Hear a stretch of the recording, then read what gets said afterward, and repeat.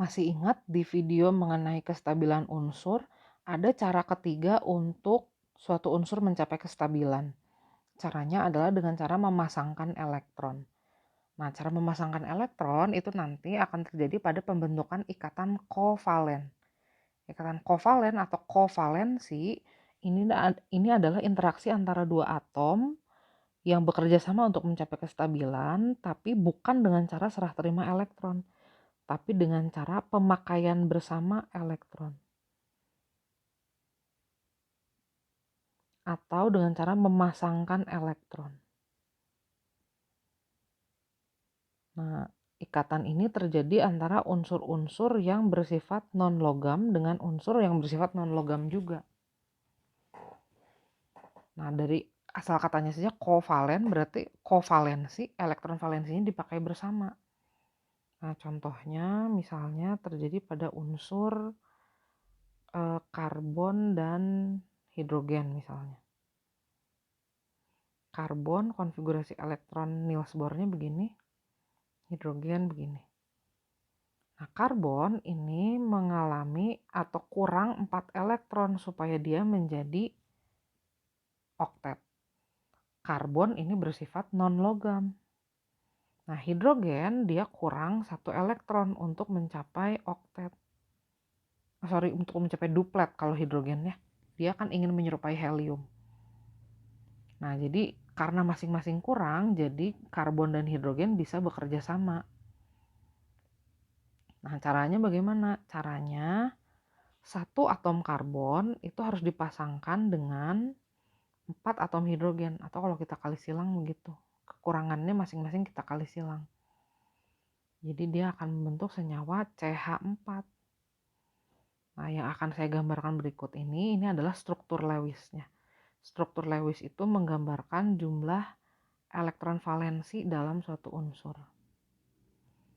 Nah, tadi kan karbon kurang 4 elektron supaya dia menjadi oktet.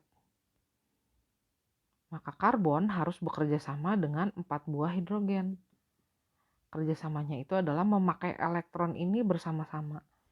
Jadi elektron yang diberi garis itu milik H sekaligus milik C. Nah, di sini jadi H-nya sudah duplet.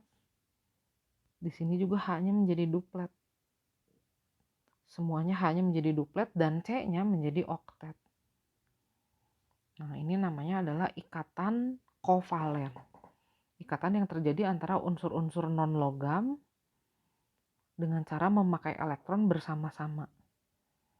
Nah, di sini ada 4 pasang elektron di antara atom yang di tengah atau atom pusat. Itu disebutnya memiliki 4 pasangan elektron ikatan atau PEI. Nah, saya beri contoh lagi. Misalnya kita punya unsur hidrogen dan oksigen. Hidrogen ini adalah unsur non-logam yang kurang 1 elektron supaya memenuhi aturan duplet. Oksigen ini juga unsur non-logam. Dia kurang 2 elektron supaya dia menjadi oktet. Maka kekurangannya kita kali silang. O-nya dikali 1, H-nya dikali 2. Jadi kita memperoleh senyawa dengan rumus molekul H2O. Nah, kalau digambarkan berarti satu atom O itu akan bekerja sama dengan 2 buah atom H. Nah, ini struktur Lewisnya.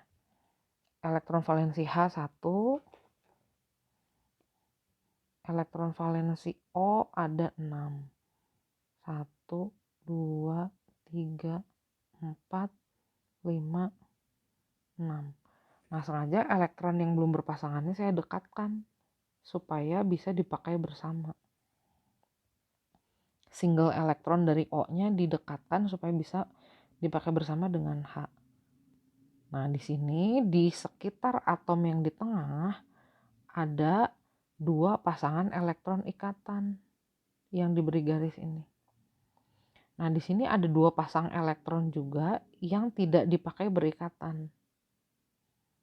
Yang tidak berikatan itu disebutnya pasangan elektron bebas atau PEB.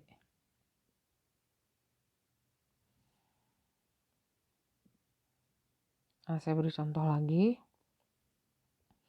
Misalkan kita punya unsur N, nitrogen, nomor atomnya 7, dan hidrogen, nomor atomnya 1.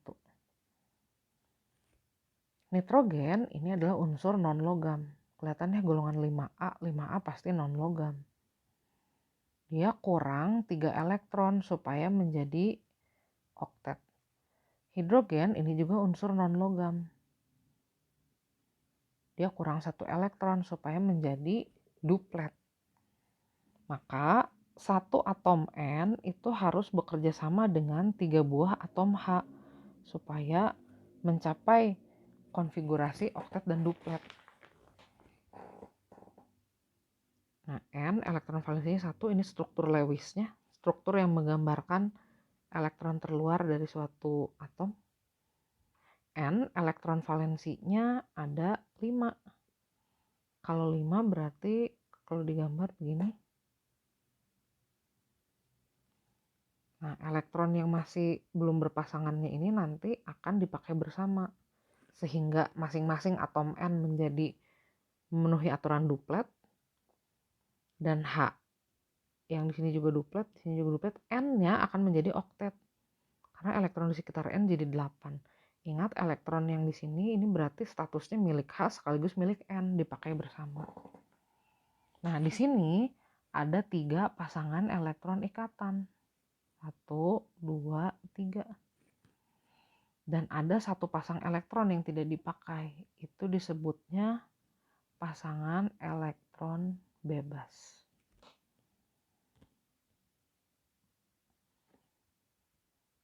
Nah, yang tadi kita bahas itu adalah semua ikatan kovalen tunggal.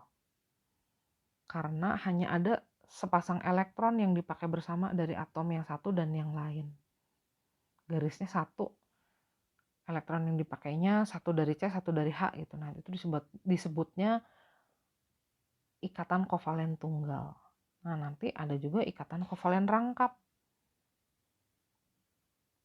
Contohnya misalnya pada senyawa CO2. Atom C dan atom O ini bisa bekerja sama juga membentuk senyawa CO2. Pasti sering dengar CO2. Nah, di sini ada atom C dan atom O yang bekerja sama. Atom C itu nomor atomnya 6, O nomor atomnya 8. Sehingga jumlah elektron valensi C kita tahu 4, jumlah elektron valensinya O 6. Nah, kalau digambar elektron valensinya C 4. 1, 2, 3, 4. Elektron valensinya O 6. Nah, kalau 6 pasti kalau kita gambar dulu begini, yang belum berpasangannya kelihatan tuh ada 2. Di sini juga sama. Yang belum berpasangannya 2. Sementara C punya 4 elektron yang belum berpasangan. Nah, elektron-elektron yang belum berpasangan ini bisa kita dekatkan dulu.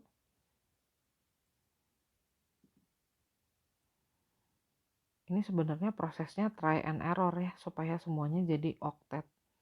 Kebetulan langsung saya kasih tahu caranya. Saya langsung kasih struktur yang tepatnya. Elektron valensinya C ada 4. 4-4-nya single. Nah, atom O ini kurang 2 elektron supaya jadi oktet. Jadi dia akan bekerja sama dengan C menggunakan elektron yang ada di tengah ini bersama-sama. Jadi sekarang O-nya sudah oktet. Elektronnya udah 1, 2, 3, 4, 5, 6, 7, 8. Dia sudah oktet. Nah, C-nya dia elektronnya sekarang jadi 1, 2, 3, 4, 5, 6. Kurang 2. Jadi dia akan bekerja sama dengan O yang sebelah kiri sehingga dia menjadi oktet. Nah, O yang di sini juga akhirnya jadi oktet. Nah, di sini ada 2 pasang elektron dari atom yang satu dan 2 pasang elektron dan 2 buah elektron dari atom yang lain. Jadi ada 2 pasang elektron yang dipakai bekerja sama. Nah, ini namanya ikatan kovalen rangkap 2. Ini juga ikatan kovalen rangkap 2. Jadi di sini ada 2 ikatan kovalen rangkap 2. Nah, nanti ada juga ikatan kovalen rangkap 3. Contohnya pada senyawa nitrogen. N2. Nitrogen nomor atomnya 7, jadi elektron valensinya 5. Kalau nitrogen berarti N-nya ada 2 atom nih. Elektron valensinya 5. Kalau 5 pasti elektron yang belum berpasangannya 3. Nah, kalau 3 elektron ini didekatkan, jadi saya pindah posisinya di sini. Pasti N yang kanan juga keadaannya sama, karena sama elektron valensinya ada 5. 5 itu berarti 3 belum berpasangan, 2 sudah berpasangan. Nah, atom N masing-masing kurang 3 elektron tuh biar elektron terluarnya menjadi 8. Jadi dia bekerja sama dengan atom N yang di sebelahnya. Jadi di sini ada 3 pasang elektron yang dipakai bersama. Ini akan membentuk ikatan kovalen rangkap 3. Nah, penulisan selanjutnya ini bisa disingkat jadi begini. Yang ini bisa disingkat juga jadi begini. NH3 ini juga bisa disingkat jadi garis sepasang elektron itu diwakili oleh sebuah garis. Nah, ikatan kovalen rangkap 4 apakah ada? Nah, ternyata nggak ada karena nggak akan stabil. Dilihat dari struktur 3 dimensinya ternyata tidak akan stabil. Itu nanti dibahas di bentuk geometri molekul ya. Nah, sekarang kita akan membahas tentang ikatan kovalen koordinasi. Jadi ikatan kovalen ada juga yang berjenis ikatan kovalen koordinasi. Kalau dari tadi kita selalu punya ikatan kovalen yang bentuknya satu atom dan atom yang lainnya memakai elektron bersama, tapi dua-duanya punya sumbangsih. Jadi kayak tadi C sama H, C-nya sumbang 1 elektron, H-nya juga menyumbang 1 elektron. Nah, kalau dalam keadaan tertentu kita punya senyawa yang hanya 1 atom saja yang menyumbangkan elektron, itu nanti akan kita sebut ikatan kovalen koordinasi. Nah, contohnya misalnya kita punya senyawa karbon monoksida, CO. Ini kan senyawa yang sering kita lihat rumus molekulnya ya. Ini adalah hasil pembakaran tidak sempurna. Karbon itu nomor atomnya 6, oksigen nomor atomnya 8. Jadi elektron valensinya karbon 4, elektron valensinya oksigen 6. Nah, kalau kita punya 1 atom C dan 1 atom O yang bekerja sama, pasti nanti kita harus ngatur-ngatur nih posisi elektron dari C dan O supaya semuanya jadi oktet. Kalau kita gambar dulu, elektron valensinya C 4, O elektron valensinya 6. Jadi O punya 2 elektron yang masih single dan dia kurang 2 elektron supaya dia menjadi oktet. Nah, jadi 2 elektron yang masih belum berpasangan dari O didekatkan dulu dengan 2 elektron dari C.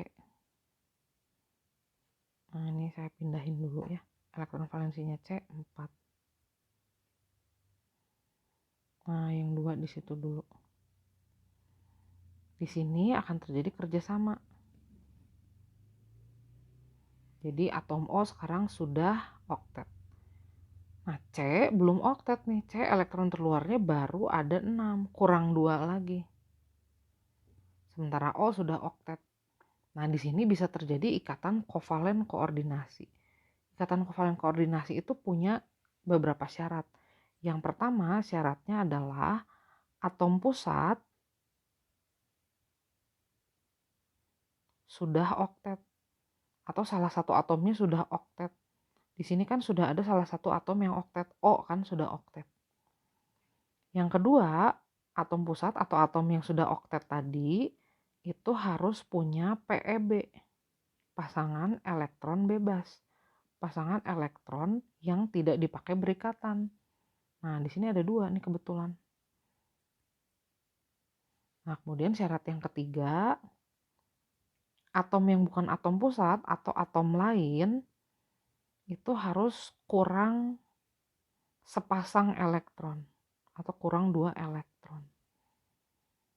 Nah, di sini memang C kan elektronnya baru 6 ya, kurang 2 kan. Nah, jadi nanti akan dikoordinasikan. Nah, ikatan kovalen koordinasi lambangnya itu adalah 1 garis panah. Jadi nanti gambarnya begini.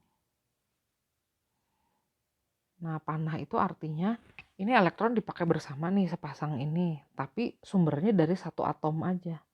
Kalau ini kan elektron dipakai bersama tapi sumbernya dari dua atom. Jadi itu bukan kovalen koordinasi, itu kovalen biasa aja, kovalen rangkap dua di sini.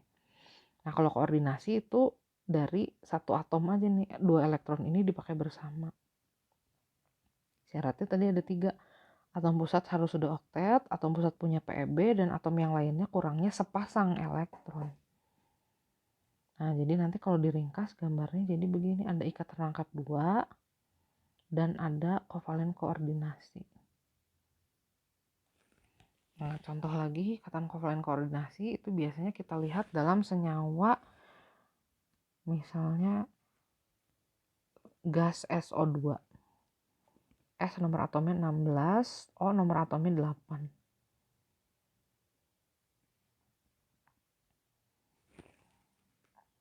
Nah, ini dua-duanya golongan 6A ya. O dia kurang 2 elektron nih supaya dia menjadi oktet. O yang sini juga kurang 2 elektron sama supaya menjadi oktet. Sulfur juga kurang 2 elektron supaya menjadi oktet karena dia juga 6 ya elektron valensinya, golongan 6A. Nah, kita lihat dulu caranya. Yang pertama, kita harus kerjakan dari ujung luar biasanya. Jadi jangan dikerjakan dari tengah, nanti bingung. Nah, O ini kurang 2 elektron supaya jadi oktet. Jadi 2 elektronnya kita pasangkan saja dengan elektron dari S. Nah, kalau dipasangkan nanti jadi gini, didekatkan dulu.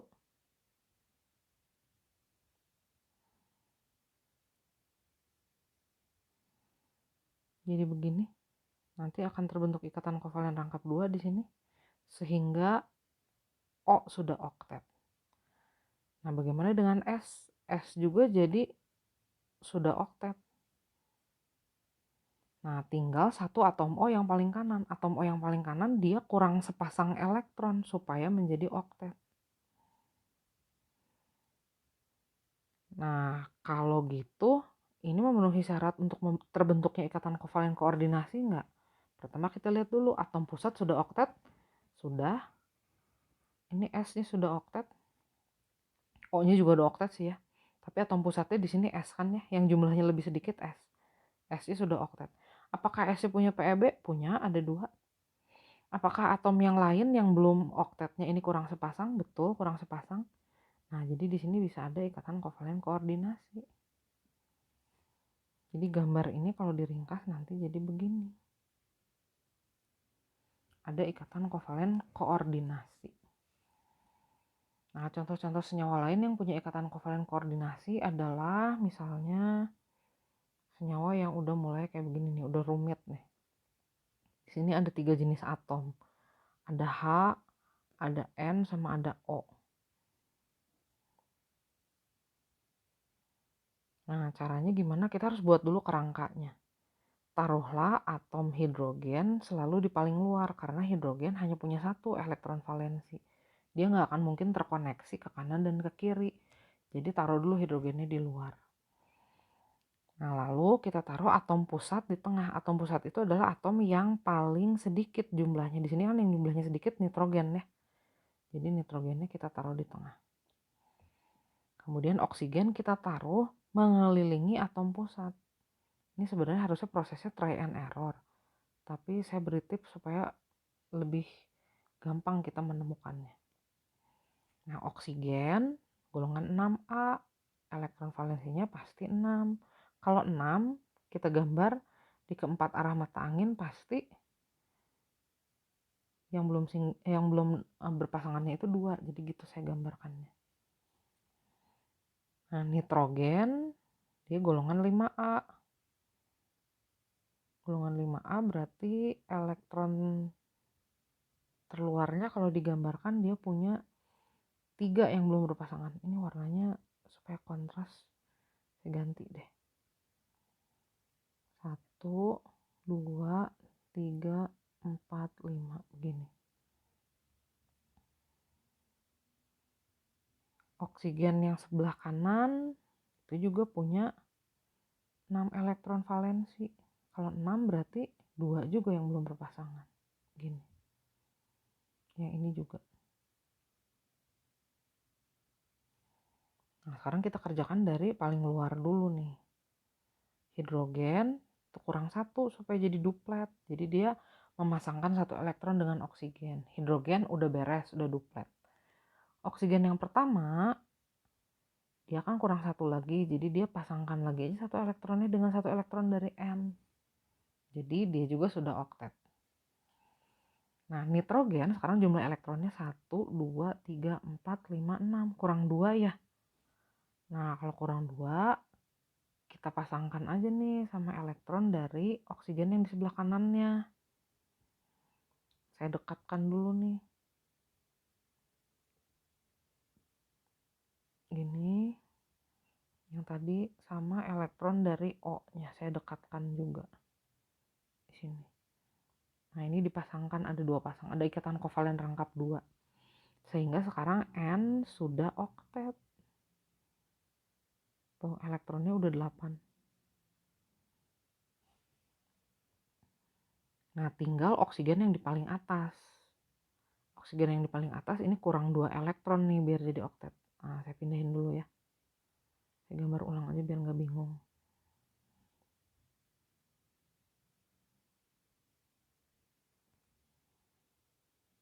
Nah, ini elektronnya ada 6. Kurang sepasang supaya dia jadi oktet. Saya pindahin dulu. Nah, sekarang kita lihat apakah atom pusat sudah oktet? Sudah, N sudah oktet nih. Apakah atom pusat punya PeB, pasangan elektron bebas yang tidak dipakai berikatan? Ada sepasang. Apakah atom lainnya kurang sepasang elektron? Iya. Nah, jadi di sini akan muncul ikatan kovalen koordinasi. Jadi nanti gambar ini kalau diringkas jadi begini.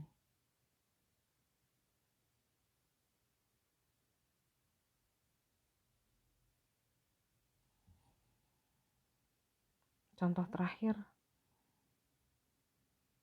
Saya akan pakai contoh senyawa yang sering kita lihat, H2SO4. Di sini udah kelihatan yang ada di pusatnya pasti S ya. A itu golongan 1A, elektron valensinya 1, S elektron valensinya 6, O elektron valensinya 6 juga. Nah, hidrogen harus ditaruh di paling luar karena dia hanya 1 elektronnya. Elektron valensinya maksudnya. Sulfur harus ditaruh di tengah karena dia hanya 1.